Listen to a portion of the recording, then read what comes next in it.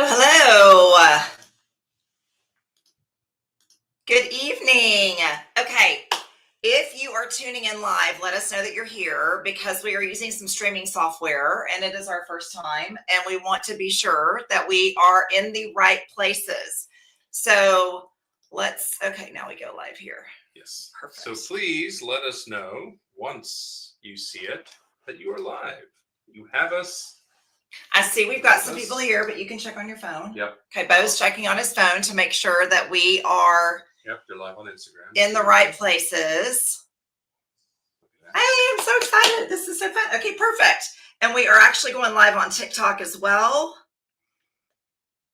And the YouTubes.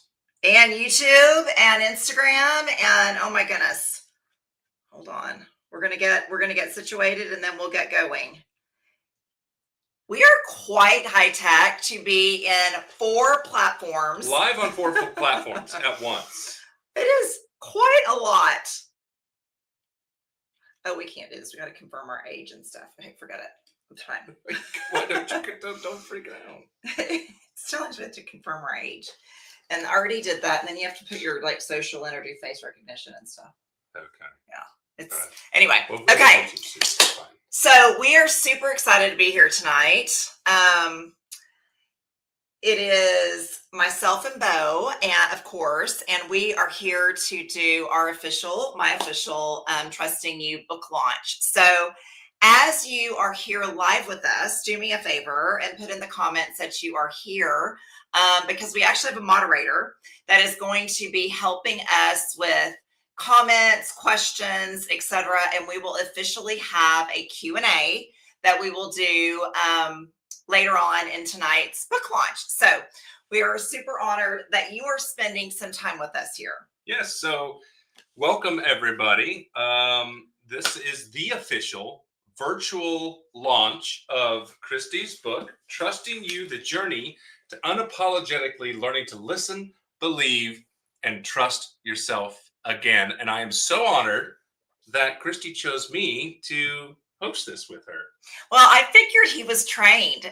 For those people that don't know Bo, he is a trained actor. And I thought, it's perfect. He'll get to use his skills. So it worked out together. So, hey, everyone. So first of all, I want to acknowledge that, again, if you're just joining us, we are live on Facebook, we're live on YouTube, and we're live on Instagram. If you're watching us on Instagram, I'm sorry. It requires me sit like this. Like this. And I know it's cute, but it's a little awkward. It's a little awkward. So you're going to get me most of like this. So if you want the full landscape mode and get the beauty of all of us, then I recommend that you go to Facebook or YouTube. But if you just want Christy, that's fine. You can stay on Instagram. So, so welcome everybody. Introduce myself. Most of you, I'm sure, know me, but for those of you that do not, I'll just give myself a brief introduction. Again, I'm Bo Trujillo. I'm Christy's husband of 2 years next week. Yes. Happy anniversary to us, early anniversary. So if you've read the book, I think there's a mention of me in there. You've read it. Okay. I didn't remove it. So, a little history of us there.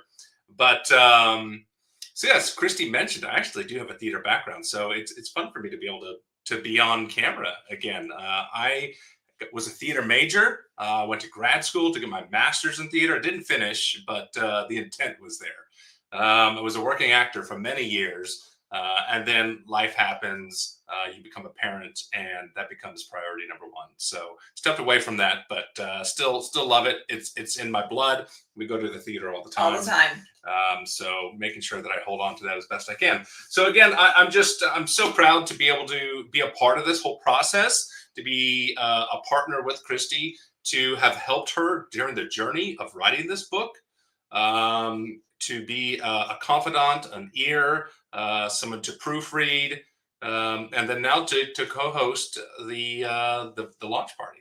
So thank you all for joining us across all of our platforms here.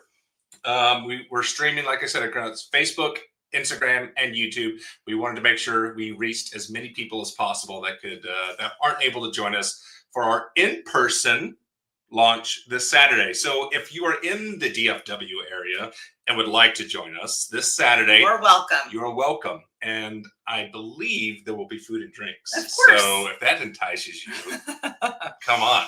So, all right. So before we get started into this whole thing, just a few housekeeping items here I want to go over. We do have a moderator, so do not be shy in the chat, in comments, interactive, questions, comments, rude remarks. Hold those to yourselves, I guess, if you feel so inclined. Our moderator is going to collect any questions that you may have throughout the whole live, and we will have a Q&A session at the end of this broadcast. So stick around for that. And also, there is going to be a fun giveaway. So if you have been following along with the book launch, Christy has asked for you to take pictures as you received your book, to take a picture and to tag Christy on social media, and you will be entered in to win $100 of Amazon gift cards. Merry Christmas. Yes. Will come in handy. Yes. So if this is enticing, too bad you missed your point. Your chance. You were supposed to take a picture of you in the book and post it on social media and tag Christy. So we will also be doing the drawing for that at the end of the broadcast. And also want to give a special shout out and thank you to the pre-launch team for those who volunteered to get an advanced copy of the book, to read it, and to, on day one of the actual book going live on Barnes & Noble and Amazon, to leave a verified review. So for those of you who have not done that, please, and thank you. It is so vital for this effort, for this grassroots effort, for Christy being a first-time author, although she's well-known and loved amongst this circle of people, still trying to get her name and her brand and her book out there to the masses. And the best way to do that is to leave reviews on Amazon and Barnes & Noble. So if you have not done that, just a gentle reminder to please leave a review on those pages. So here's a quick little agenda of what tonight is going to look like. We will be doing an interview with Christy, the author herself. We have some questions that we've already put down, and we'll walk through those. We'll have a little discussion about all that. Then Christy has chosen a section of, I think, what she considers her favorite chapter of the book, and she's going to be reading that as well. And then, as I mentioned, we will wrap with a live Q&A session. So again, if you're just joining us, don't hesitate. You've got questions for Christy. You've got questions for me, I guess, but I imagine they're all from Christy. Put them in the chat, and our moderator will be collecting those, and we'll have a Q&A at the end. And then we'll wrap again the very end with a drawing for $100 Amazon gift cards. So get comfy. Again, don't be shy. Say hi. Grab a beverage if you would like to. If that helps you just settle into the mood of everything, and join us. So now it's my honor to introduce the author, my wife, Christy Trujillo. Thank you, babe. Well, I'm super excited about this. I have dreamed of this, and not really necessarily dreamed of the opportunity to be an author. I have dreamed of the opportunity to be here in this space after several life challenges. I remember not long after my divorce, my sister Tish sending me a photo of a friend of hers. And Tish, you're probably watching and you're like, I don't remember this. A friend of hers who was 2 years post-divorce, and she had done a post on social media of her bridal party from the wedding that she divorced from, talking about how much she had healed and how grateful she was for that chapter of her life. And I remember dreaming of the time where I would feel that strong. And I'm there. that is what I've dreamed of, is being in a very healthy place. And it's taken a lot of outside sources, people that don't know me, podcasters, authors, etc., to help me get to this place after cancer and after a divorce and after a challenging business lawsuit. But I'm here. And so that is what I'm most excited about, being in this space tonight and sharing this with all of you. So thank you. Awesome. Well, so with that, we're going to jump in without any further ado into the interview portion of this launch. So we have 12 questions. 12 questions that we thought were kind of all encompassing of the experience that Christy had writing this book, what she hopes to get out of it, what she hopes you get out of it, and then kind of a little forward-looking vision for this whole thing.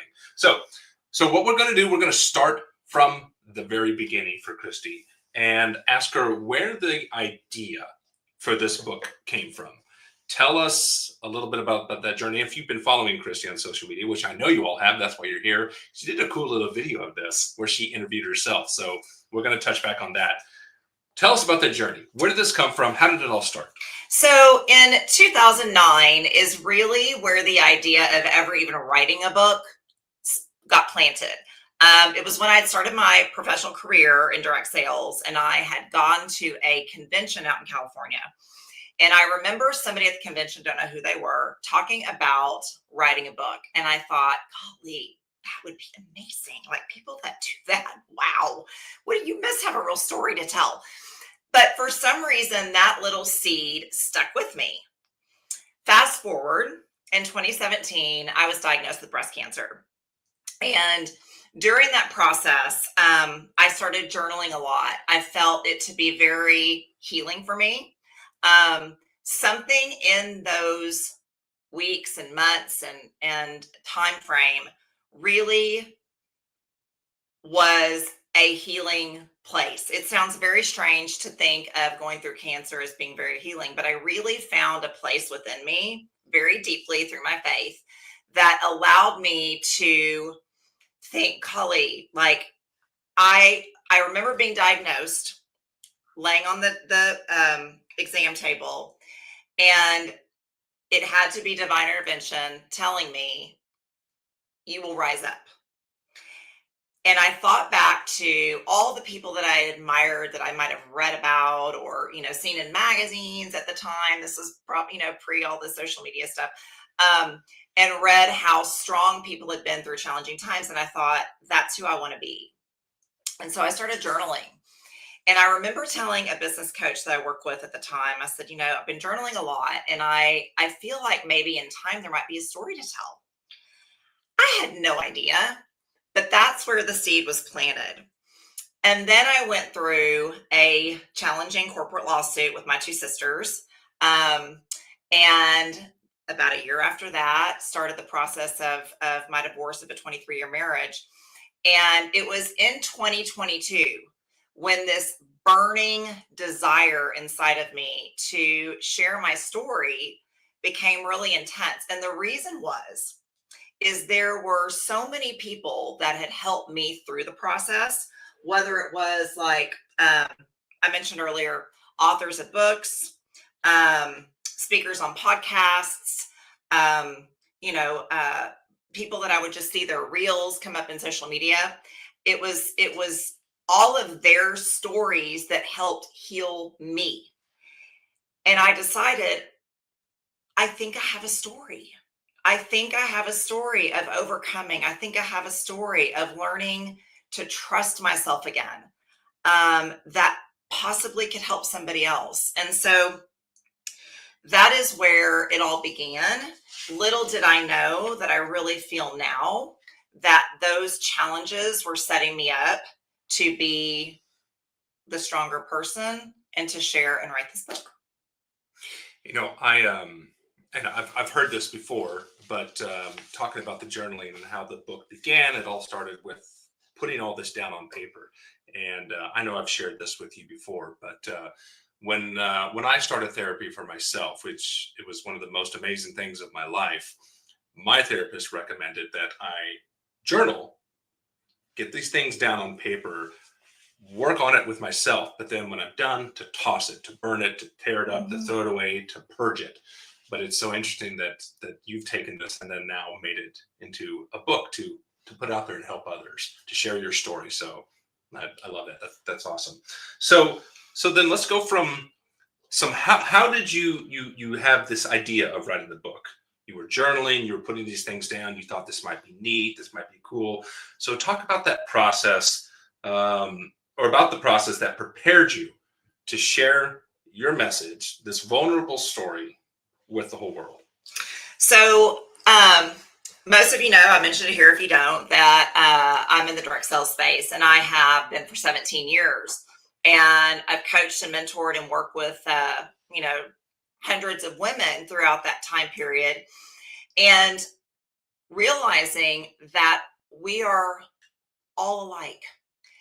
Everybody has their strengths, everybody has their challenges. And, we see that social media reel of just, life being perfect. But once you are really in deep conversations with people, you realize that we all have battles and challenges. We look polished, but we all are the same, really just trying to live our lives and be the best we can that day. And so my profession, I will say, basically is what started, created that understanding that there are more people out there to hear the story. I'll also say therapy, because I have been through years of therapy, still am in therapy. I love the opportunity to talk and heal, and I realized that so much of me being in counseling or therapy is to see that I'm normal.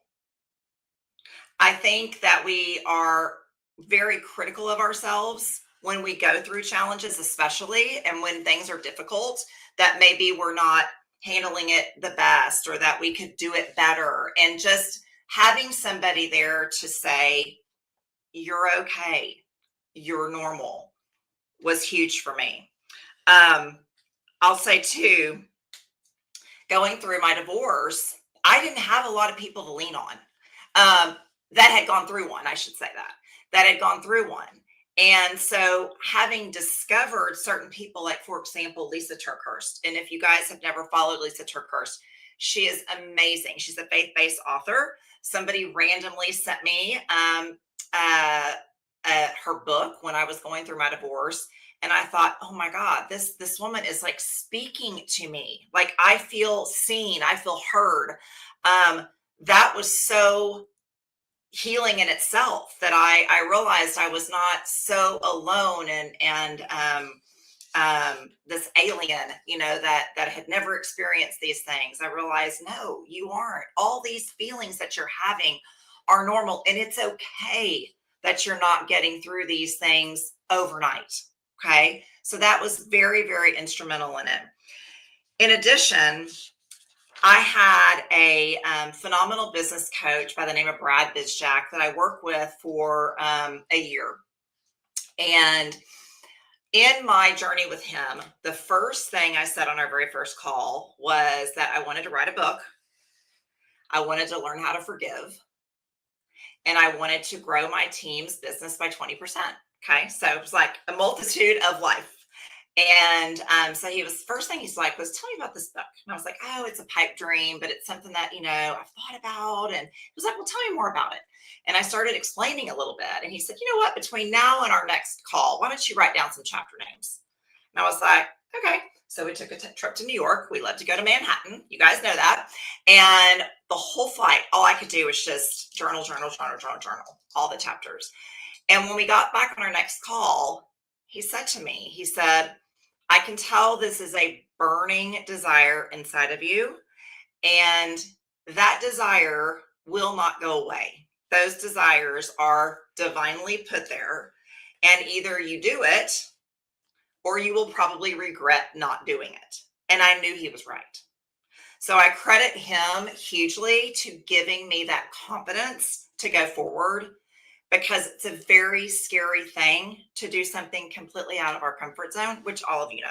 So That's I'm sitting here making little notes of these things, and we are so all of us are so guilty. And I know I'm just going to speak for me. I know you said it, but for me, I'm so highly critical of myself.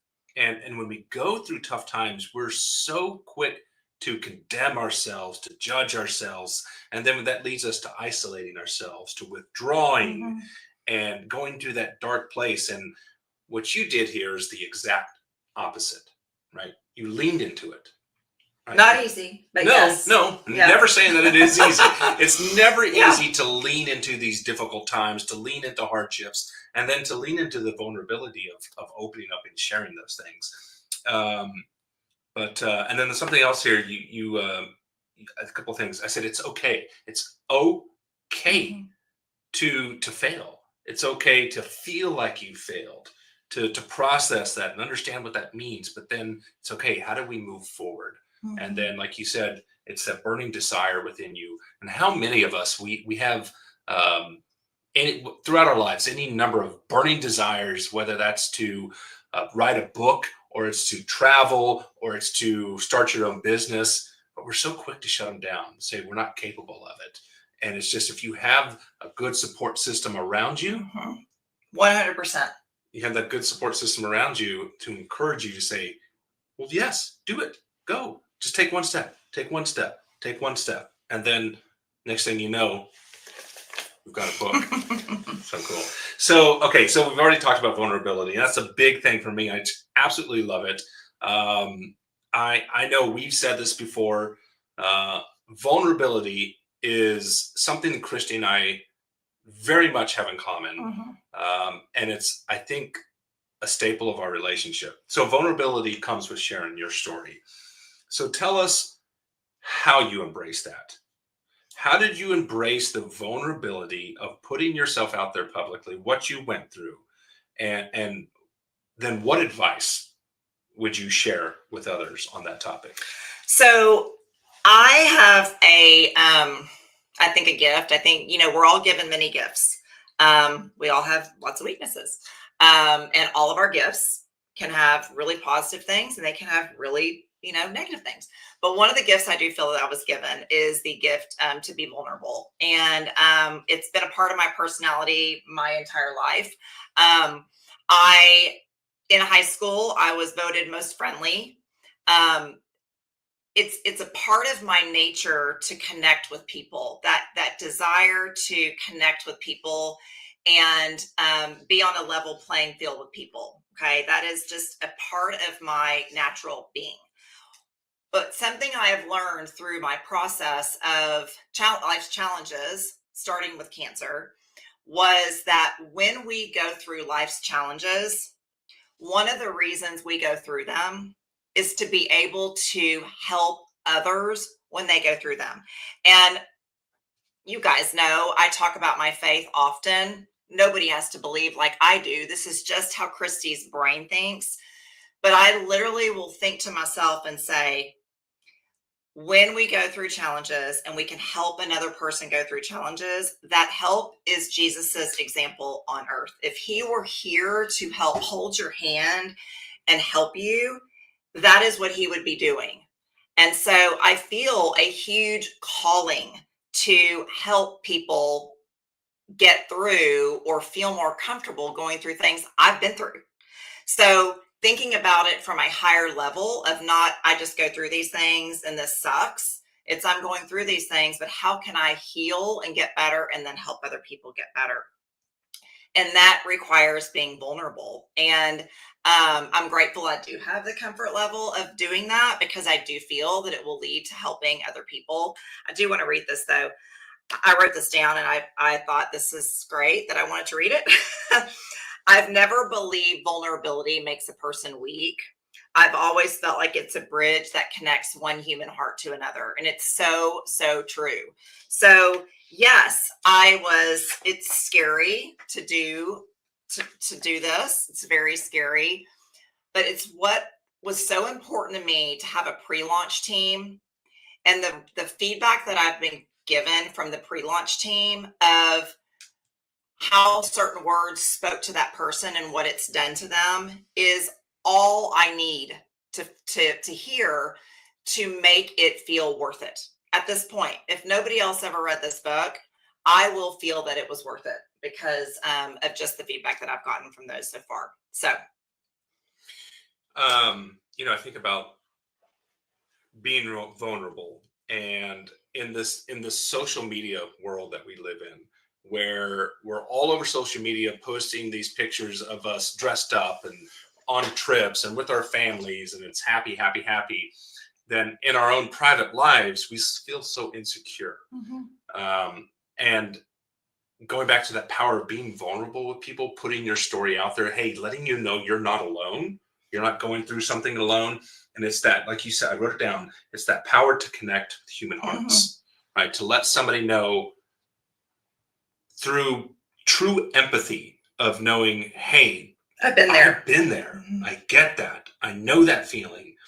And then the ability to sit there in the mud with somebody and share with them your feelings and just let them know, hey, my heart feels your heart. It's a powerful, powerful, just secret weapon, I think. Then again, well, I know it's a huge reason why we connected as we did, was just having been in the mud and sat in the mud together. So yeah. It's a powerful thing. Yes. So I'm going to take this moment real quick. So again, we're live on Facebook, Instagram, and YouTube. If you're on Instagram, I'm sorry, you're getting mostly Christy and a shoulder and have to sit like this the whole time. So we're glad you're joining us on Instagram. But if you would like the big landscape picture, hop over to Facebook or hop over to YouTube, and you can catch us in landscape mode there. So just wanted to take that brief 30-second commercial break. All right. So next question. What is, there's a lot to take away. Again, if you haven't read the book, please get your copy and read the book. If you have, there's so many wonderful nuggets in there. There's so many things to take away. But what I want to ask you is, what is the one thing you hope people take away from your story? That life happens for you, not to you. And if you can look at your circumstances and you can look at the events that happen within your life with that lens, you will constantly be growing. And that is what I hope by sharing my story, that it'll give you a story to lean on to go, okay, I can do that too. I can get through that too. So basically just that life is happening for you, not against you, and to use that lens of looking at your issues going on. Okay, what am I supposed to learn from this? How can I grow from this? What is this teaching me? That would be my biggest hope. I know we'd had this discussion the other day, and when I was reading it, it stood out to me so profoundly, and I love it, but it's also something that we share with our children so much, that idea that life happens for you and not to you, meaning that we're not victims here. No. Right? And if you take that victim mindset, then it's such a steep hill to climb. When you're in those dark times and you think, and why is this happening to me? I'm everything's just beating me down. Life is so hard. And I get it. Been there, felt it. And it's so okay if you feel it. You just got to pull your panties up and just keep going. But, it's having that mindset, and it's so easy after the fact. It's so much harder when you're in it. But having that mindset of, I will pull through this. I will grow from this. I will learn from this, and I'll become a better person from this. And I know I can speak from personal experience, having gone through a divorce, and it's something that Christy and I share with each other, is as awful as it was, as heartbreaking, gut-wrenching, just thinking your world is collapsing. You think, okay, how do I become a better person because of this? Yeah. Because of what's happened to me, how do I become a better man, a better woman, whoever, but for your family, how do I become a better parent? How do I become a better sibling? How do I become a better friend? How do I become a better spouse, partner to whoever's in my life? And you take that mindset and think, this is happening for me. Mm-hmm. And there's something to learn, and there's something to gain and grow from this. So absolutely love that. So As you're writing this book and you're thinking, what's it for? Who's it for? Who did you have in mind when you were writing this book? So the very first people that I wrote this for is my daughters. I had to decide if nobody else ever read this book, that would be okay. They would have it for them. I would be leaving a legacy because what I hope as a mom, the biggest lesson that I want to share with my girls, because it's been my journey, is that when hardship happens, that you can overcome by digging in, like we shared a second ago, that life happens for you. What can you learn from that? And I want them to see that strength. I want them to have that strength because life will throw curveballs. And having those examples in your life of the people that were strong around you in your roots, which I talk about, leaning into your roots. I want them to have that. So I had to be okay that if I was going to invest this time, effort, etc., then I was doing it primarily for them. Secondarily, any woman, and Bo constantly reminds me, he's like, Christy, I got a lot out of the book too. His dad read it, got a lot out of it. But specifically women that have gone through life's challenges, if this can get into your hands and help you in any way, then I'm proud. And that's what I hope for. So it's written for two people. Well, as parents, it's just a constant sacrifice, right? And you think, if nobody buys this book, if nobody else reads this book, it was for my kids, and it was worth it, right? So I love that. So the next question is, as daunting as writing a book is, pretty scary. I've never done it. Pretty scary. I think it's pretty daunting. But I want to ask you, what part of this whole process of writing, of editing, what part of it stretched you the most? What part was that you struggled with the most? So the very first thing that comes to my mind with this question, and there's a few things I want to share, but the very first thing is imposter syndrome. Okay. And I think any of us that start anything new, you feel like an imposter. And I thought, I would say, I'm not an author. And quickly my book coach would stop me and she said, but you are. And so it was really hard for me to wrap my mind around the fact that I had anything worthy to share for somebody to read. That was probably the hardest thing for me to overcome. Second thing was, what stories to share? Like, think about your life. Like, what stories do you share? What's worthy for people to read? But the point being that was, what stories are going to really get my heart across? What stories are going to really be impactful to somebody to get the message across of how I lost myself through time and how you find yourself again and how you do that, or how I did it at least. So, that's the second thing. And then I would say the third thing that I think about is reading my own story objectively. Like, it's really hard to with your goal in mind of helping support as many women as possible that have gone through struggles similar to mine. How do I read it objectively and make sure it's getting that story, that point across? So that it was challenging. It's challenging. I'm not so sure it would be the same if you're writing a fiction book or something, but having it been about my life and my stories, those were things that were challenging to me. Well, you said imposter syndrome, and I know I can relate with that. As someone who spent half of my life in the performing arts, I think even though I was always successful, I had a degree in it and had a relatively good career, there was not a day that went by that I did not feel like I had imposter syndrome. And I reckon to say that that's probably true for pretty most normal people in your life. So I guess the reason I want to highlight that is, you don't let that stop you. Don't let that imposter syndrome stop you. And let me share this. It almost did. I had written, 2 versions of the book. And in July, I went to a writer's conference, actually sponsored by Lisa Turkhurst, who I mentioned earlier, in Charleston, South Carolina, I think somewhere. I don't even remember, but it doesn't matter. And I was in a room of probably, 500, 800 people. And I felt like such an imposter. I'd never written a book. never done this kind of thing, never gone to a conference well, I've gone to many conferences, but not to a writer's conference. And so I felt like a major imposter. And even though for 2 days in a row, I sat at tables of 10 people, so it's 20 people that I surrounded myself with for 2 days in a row, not one of them had written a book. They all wanted to write a book.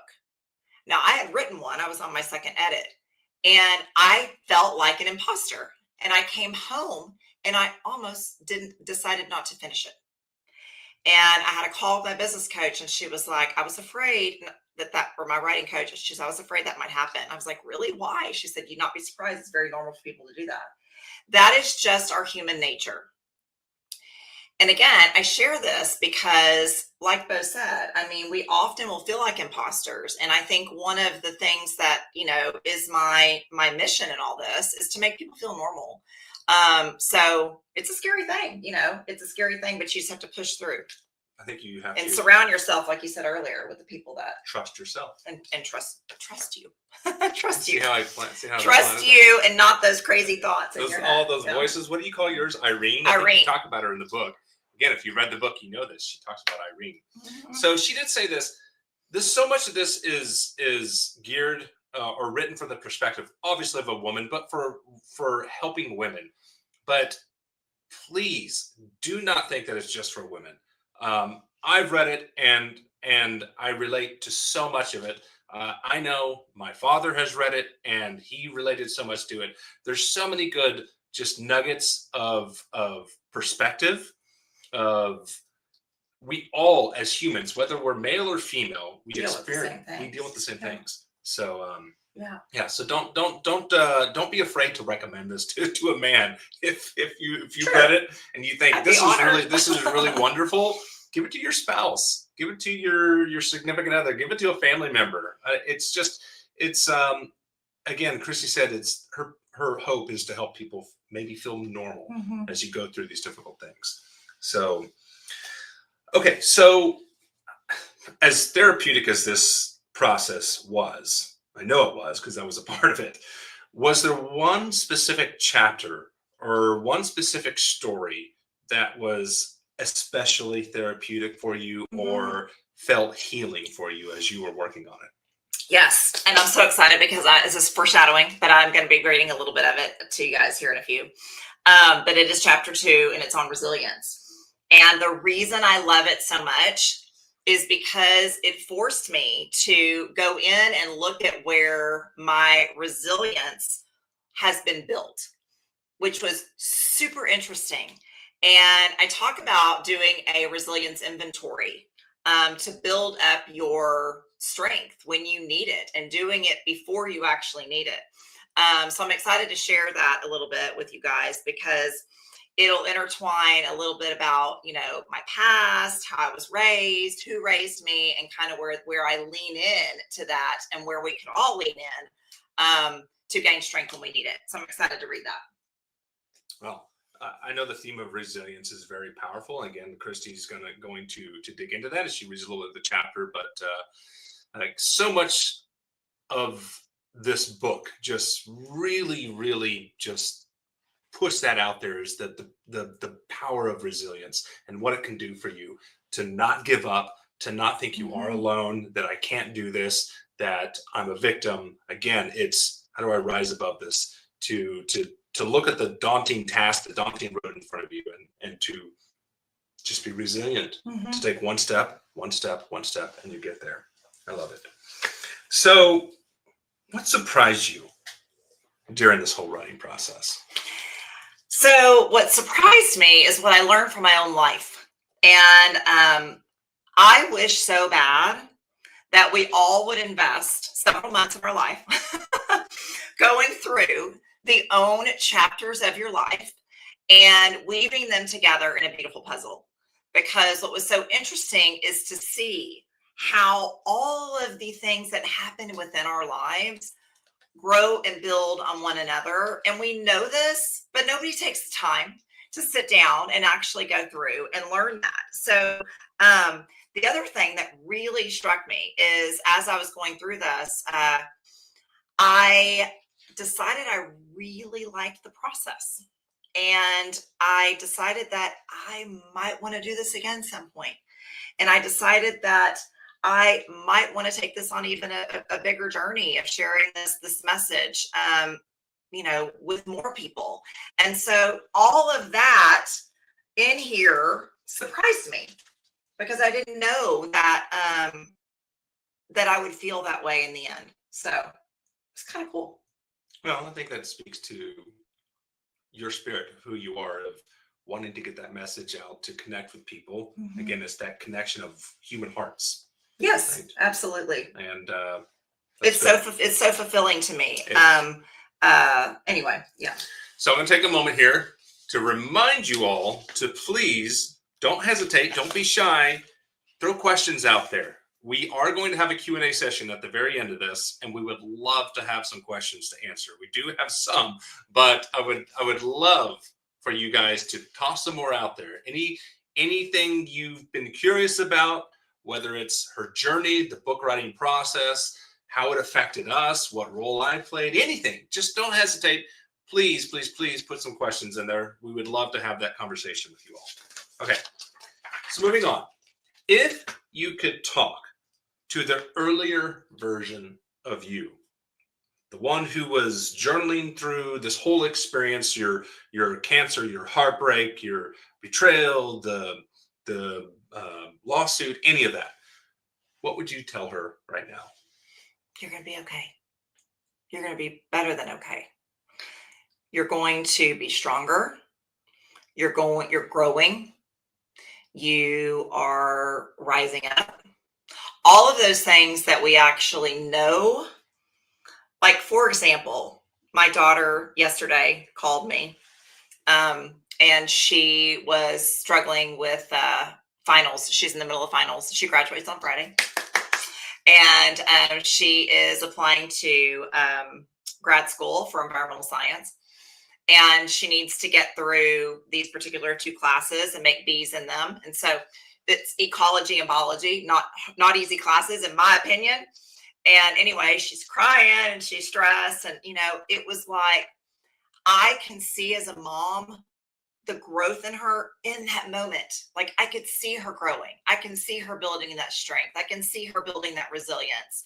She can't see it, but that's what I would tell my younger self. The times where, in 2017, when I was scared to death going through the cancer and knowing I had 2 little girls, even though I knew by the statistics and so forth that I would be okay, it's still very scary. But I would say, you're going to be okay. You're going to be better than okay. So that's what I would tell her. You are going to be okay. Mhm. And we have to tell ourselves that Every day. every day.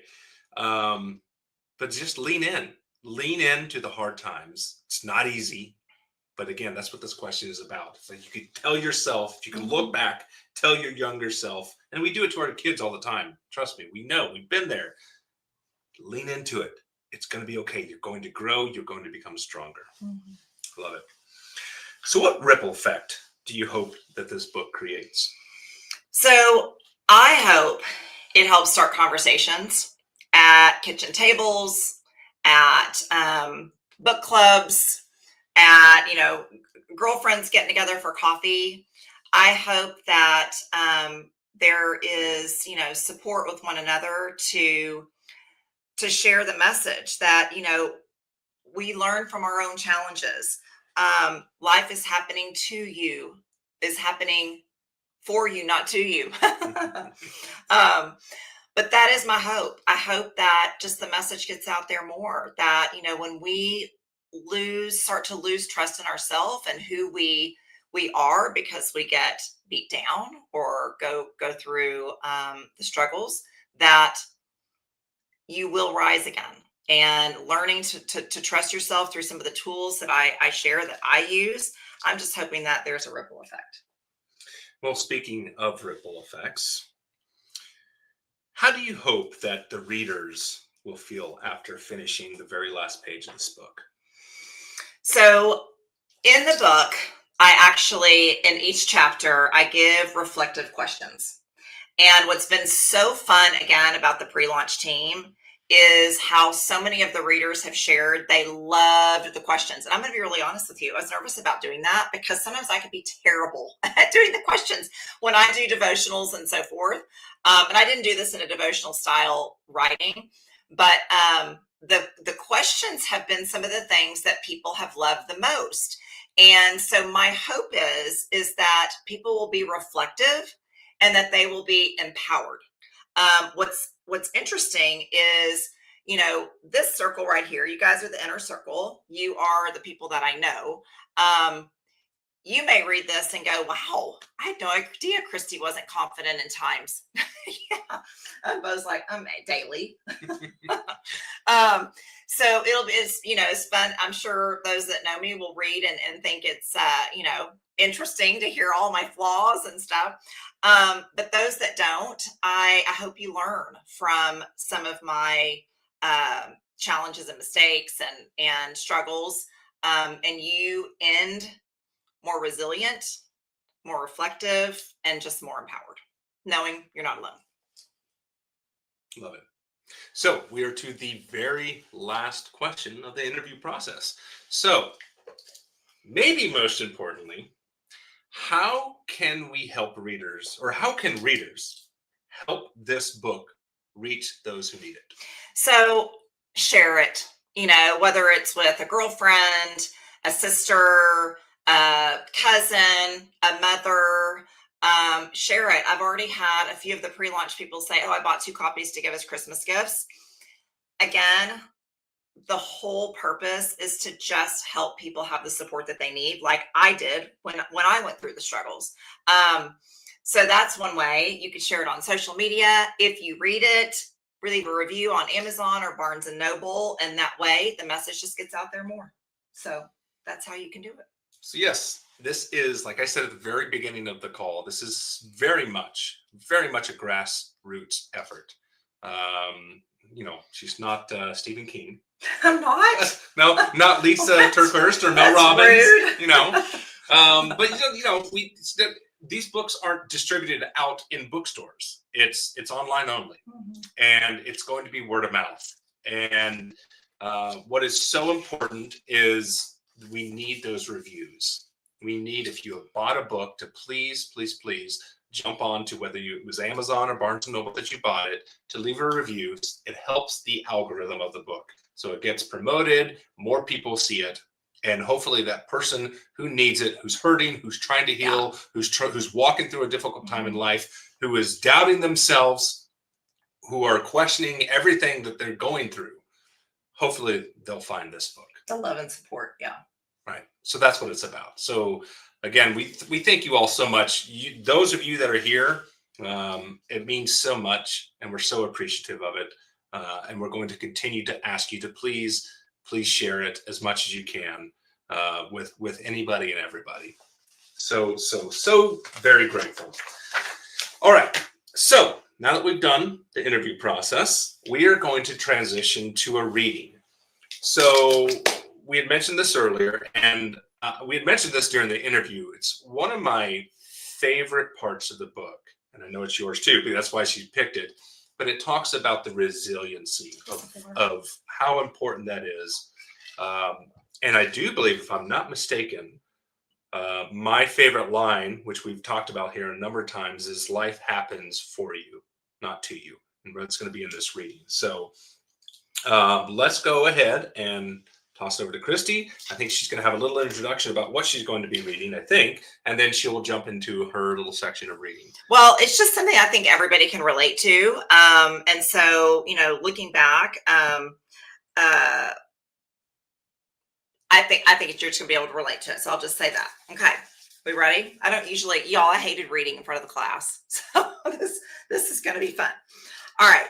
Trusting your resilience. The greatest misconception about resilience is that it's about being unbreakable. It's not. True resilience is about trusting that when you do break, you can rebuild yourself into something even stronger. But man, it's so hard when you're in the thick of it.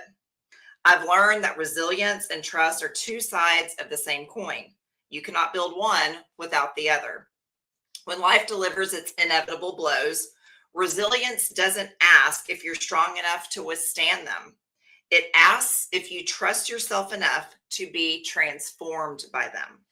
My understanding of this began long before I experienced my own trials. In fact, resilience was sewn into the very fabric of my family history, quite literally.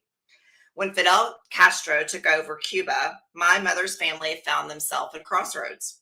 As Castro began requiring children to work in the sugarcane fields for 6 weeks, returning only on the weekends, my grandmother drew the line in the sand.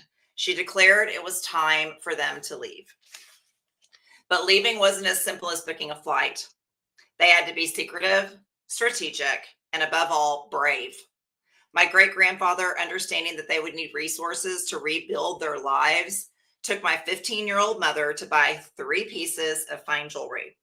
She picked them out herself with understanding that if they needed to sell them, she would have to be okay with that. The pieces were innocent enough for a young girl traveling, but valuable enough to provide a financial safety net if needed. More ingeniously, he had American checks from the family's grocery store business carefully sewn into the hem of my mother's skirt. Those hidden checks represented more than money. They embodied hope, possibility, and the foresight of a man who understood that sometimes survival requires both preparation and audacity. They left everything else behind: their home, their possessions, their entire way of life. Yet what they carried with them was far more valuable: resilience, determination, and an unwavering trust that they would rebuild. Unlike most Cuban immigrants who found a community in Miami's welcoming shores, my mother's family landed in Dallas, Texas in 1960, where Spanish was as rare as palm trees. She was the only Spanish-speaking student in her entire high school, a reality that seems almost unimaginable in today's Dallas, where the halls of that same school now echo with more Spanish than English. In Dallas, a local church, White Rock United Methodist Church, helped them find housing, which was just the beginning of their challenges. My grandfather was sick and unable to work full-time. My uncle was mentally handicapped, requiring constant care and attention. And my mother, at 15, found herself navigating not just a new country, but a new language, new customs, and a new level of responsibility that it would have crushed many adults, let alone a teenager. When I asked my mother if she felt secondary to her brother's needs or if she ever felt neglected amid all the family challenges, her response was immediate and firm. No, I still got all the love I needed. I've come to believe that resilience is often born in seasons of scarcity. For my family, every penny was saved. Every resource was carefully managed. My grandmother would save ketchup packets from Whataburger to use at the home. Some might see this as extreme frugality, but I see it differently now. It wasn't about being cheap. It was about respecting resources, understanding their true value, and never taking anything for granted. When my younger sister was planning her wedding and we were touring lavish venues in Dallas, my mother broke down in tears, something I rarely witnessed. I just can't stomach spending that kind of money, even though we could, she said. There are people that don't have things they need. This is not necessary. She wasn't denying us nice things. She was helping us understand the difference between what you can do and what you should do. Despite these challenges in her upbringing, or perhaps because of them, my mother thrived. She earned a full scholarship to Southern Methodist University, borrowing the family car to drive herself to classes. My grandmother refused to let circumstances define her. There are possibilities, she said. Education was key in my mom's family, and it became more sacred after they lost everything in Cuba. My mom used to say, someone can take away your money, but they cannot take away your education. This philosophy became the foundation of their new life in America. This resilience, this ability to trust in the process of rebuilding, became the backbone of how she raised us. Where others might have seen hardship, she saw character building. Where others might have gotten lost in self-pity, she found purpose. Even now, in my own moments of challenges, I hear her voice clearly put this into perspective. More than family legends, these stories became my roadmap for resilience. Every time I face adversity, I've heard those same voices of generations of resilient women speaking through me, reminding me that our circumstances don't define us, our responses to them do. Life has taught me to make a practice of approaching challenges with purpose rather than fear. When faced with difficult situations, I often create rituals that transform what could be periods of despair into opportunities for expected growth. Some may call it toxic positivity, when it's actually strategic resilience, a deliberate choice to find meaning even in suffering. One practice I found particularly powerful is, rather than pushing through those difficult days, I intentionally look for where God is reminding me of the blessings throughout the day.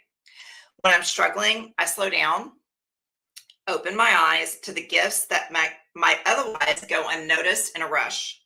Recently, during a particularly difficult day, instead of hurrying through my to do list, I felt prompted to stop by a friend's home. What started as dropping something off turned into an invitation for coffee and meaningful conversations with people I wouldn't otherwise have even met. And I didn't, if I didn't slow down that day. Those moments of grace appear in countless ways. A sweet text from one of my daughters, a thoughtful message from a team member, an unexpected moment of beauty on my drive, rather than being so busy that I miss them. I've learned to proactively seek out these small blessings. It's not about distracting myself from problems, but about shifting my perspective to recognize God's presence even in difficult seasons. This practice doesn't eliminate struggles, but it does show how I move through them, helping me maintain gratitude regardless of what challenges I'm facing. Like my mother's philosophy, even in hardship, we can choose our perspective. That's one of my favorite parts. And then I actually go into talking about building your resilience inventory, and it gives you a little not worksheet, but like Just tools questions. to build Yeah. to kind of build your resilience inventory. So when you don't feel strong, you've got, something strong to lean into. So I don't know about any of you and who all's read it or how far you've gotten, but for me, just hearing it out loud, it hits a little bit differently. And I've read this. Well, I've read every chapter as it was being written multiple times, and now I've read the book since it's been published. But there's something in that reading just now, which I had already known what I was going to say. Little, little, just let you know, being a little transparent. I knew what I was going to say, but something caught me that I've never caught before, and I absolutely loved it. It was the word audacity. And it Why? was the audacity to persevere, the audacity to keep going, the audacity to grow. I love using the word audacity in that perspective, to just, I'm going to have the audacity to persevere. Well, and another word that I use that I love, and I'm going to give credit to my friend Kim Craddock, because Kim, I got this from you. But one of the things I put in the title of the book is the journey to unapologetically learning to listen, believe, and trust yourself again. There was something powerful in the word unapologetically. It's an empowering word, as is audacity. So, Well, and that's so much of what I think is what defines us. And I'm just saying, I absolutely love seeing people, but specifically Christy, my wife, being her unauthentic self and being unapologetic. Sorry, I said unauthentic. Thank you. Sorry, unapologetic. I was thinking I combined authentic and unapologetic, but being your authentic self and being authentic unapologetically. If we all could always feel that way, Yeah. how this world would be. Yeah. But again, I don't know. Maybe it's me, and I don't know if it resonates with anybody else. But I just absolutely love it. Maybe I'm a word nerd. I said it backwards. Maybe I'm a word nerd, but I love the power of the word audacity, because it can be used in a negative term. It's like, that's how dare you have the audacity to be so rude or whatever. But it's I have the audacity to persevere, to grow, to keep going, to press on, to be resilient. I just love the word audacity used in that context. Good. It's such a cool thing. So, Yay. all right. So we are getting so close to the end. If you remember, part of this process, we were going to have a drawing. For those of you who bought the book, who posted a picture online and tagged Christy, you were entered into a drawing to win $100 in Amazon gift cards. Bo hopes his name's in the drawing. Well, I forgot to take a picture. Shoot, I didn't get entered. Well, there goes my luck. So that is where we're at tonight. Make sure I haven't missed anything. Yes. I gave my reflection, looking at our outline, make sure we keep everything. So we're going to wrap up. Okay, we have the prize. Any questions? Oh, hold on. Did I miss Q&A? Yeah. Sorry. Just kidding. I'm teasing you. I'm teasing you with the drawing. We're going to do the Q&A, as I've been reminding people to put in questions. So we do have some questions here. And I do have names who've asked the question, but I think I'm going to not say who asked, just out of respect for privacy. Not that there's anything like super vulnerable here, but I don't know if anybody wants their name mentioned. So I'm going to start with the very first question, and it's a great question. How much is the book? To be honest with you, I'm not 100% sure. It's $24.99. Okay, that's for the hard copy. That's a good question. The hard copy is more expensive. And to be honest with you, this is very interesting. I'm learning so much through this process. There's an issue with printing. Hard copy is actually on back order. It has to do with the industry. I think it's back now. But the paperback is there. Yeah, okay. So the hardback, which is what I have, is the hardback. Christy has the paperback. And let me just going to share this little nugget here. I am, for those of you who know me or don't know me, I'm very OCD. Yes. He gets so stressed out when I bend my book. He's like, don't do that. She will sit here and like rub it and crease the spine down. I'm like, it gives me like the heebie-jeebies. I have a hard copy, and it'll look brand new 20 years from now.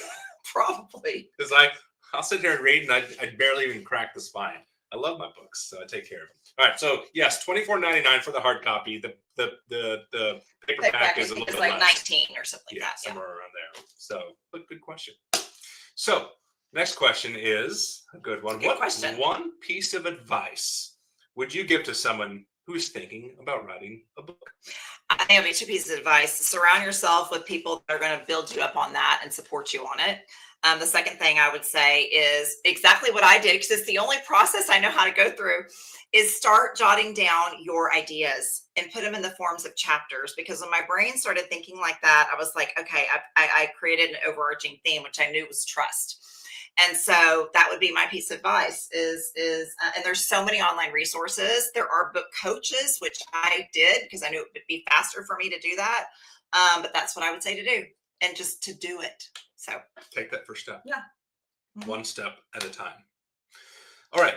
So have your daughters read the book? And if so, what are the reactions? Not yet. One of them's 18, and I'd be, her reading a book, we'll see. I'm sure she will at some point. But my other daughter, it's come out, and she's been in the middle of finals. So it's like propped up on her bookshelf in her room. She's so proud of it.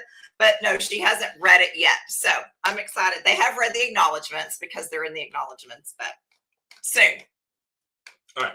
So this is a good question. Do you feel like you could mentor someone that wants to write a book that has had hardships, that has had hardships to overcome and wants to persevere? I'll be really honest with you. No, I don't feel like I am any pro in guiding anybody in that. If you want to build an online jewelry business, I can absolutely coach you and mentor you in doing that. But I'm joking. But I don't feel like I have enough experience to coach somebody writing a book. So I have enough experience to coach you to go through your fears, but not necessarily coach you through writing a book. No. Well, I'm going to stop you here. I'm going to step in and say I think it's a little bit of the imposter syndrome. Well, you could be possibly right. I'm willing to admit that. Because, I mean, you've done it. That's true. That's true. And I mean, honestly, once you've done something, you can help others do the same. So possibly, but not really my desire.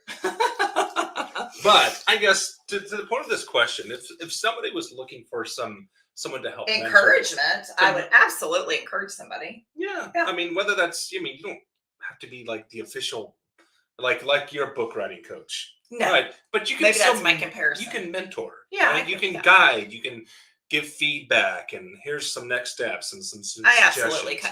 I'm not giving myself But credit. specifically to this question, someone who has had hardships to overcome and wants to persevere, very much so, right? Well, thanks, Very babe. much so. So lean into that. Okay. Okay. So I think this is a great question here. Any future plans to do an audio version? Yes, of the book? yes, that was going to be a 2026 project for me because you have to go to a recording studio, etc. But I have been encouraged to do it in my own voice. You know, one of the things that's so interesting about seeing your life play out, my sister Tish and I both majored in speech communication. And so, you know, I've had tons of experience in speaking. We always hate to hear our own voices, but I do feel like it would be most beneficial to do it in my own voice. That's what I want to do. So I will walk through that door in 2026 and figure out how to do that. Be fun. So along the same lines as the audiobook, what is the future of this book? What do you see yourself doing next? So I want to continue promoting the book. I want to, honestly, I'd love to speak on it. I'd love to, you know, whether it is in, you know, church groups, women's groups, book clubs, and be there to share, you know, my story and the book. I would love to do that. So that is something I'm going to pursue. So keep that in mind. If you, you know, like Christy said, have church groups, women's groups, support groups, book clubs, business leaders, anybody who maybe have an event, would be looking for a speaker. Be Would great. love to do that. Would love to do that. So I think that's what's in the horizon. That's what's down the pipeline. Continue spreading the message of this book. Yeah. That message of you're not alone. The message of perseverance and resilience. The message of having the audacity to persevere. Maybe I'll put that on my Instagram bio. Love it. The audacity to persevere. I kind of like it. Maybe I'll do it. I don't know. So that's it for the questions we have. So thank you so much for Now putting it's those time for a questions. give back. Yes. So now We're gonna do a give now back. we're gonna do the drawing. So again, thank you so much for everybody who supported, who took a picture, who bought the book, who took a picture, posted it online, tagged So Christy. sweet. And the feedback, and I've reshared all that stuff. It's just been so wonderful. Yes. Thank you all so much. So here we go. We have a bag here with lots of pieces of paper, lots of names. Lots of noise. So Christy is going to reach in and figure out who's going to get $100 of Amazon gift cards for you to buy $100 worth of books to give to people. I'm just kidding. And I think she's here live. Dawn Smith. Okay. Hey. I have to share something about this woman. This woman is amazing. I've met her through my Park Lane business. She is absolutely precious. We've never met in person. She is one of the most supportive women. And Dawn, I'm actually going to challenge you. I think you need to write a book. She's got an amazing story about domestic abuse. She is a huge supporter of a safe place, a safe house. I actually did a fundraiser with her with Park Lane to raise money for Safe Place. But I am so happy to have drawn your name and to be giving you that $100 gift card. So get something fun. Yay, Dawn. Get something fun. Thank you, Dawn.